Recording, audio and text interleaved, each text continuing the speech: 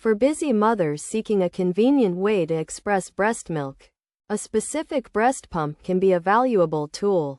To utilize this device, assembly is required, starting with the backflow protector, which features a silicone diaphragm that prevents breast milk from flowing back into the tubing. This is achieved by placing the silicone membrane inside the clear plastic pieces. When double pumping, one end of the tubing should be connected to the pump and the other to the backflow protector. The next steps involve assembling the duckbill valves, bottles, and breast shields, followed by connecting the breast shield protectors and centering the nipples within the shields.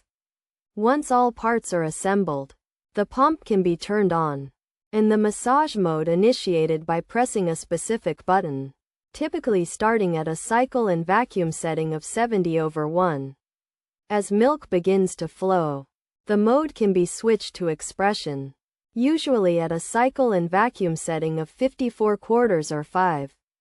By pressing the center button, the speed and vacuum strength can be adjusted using the plus or minus buttons, with the option to start at a moderate level and gradually increase as needed.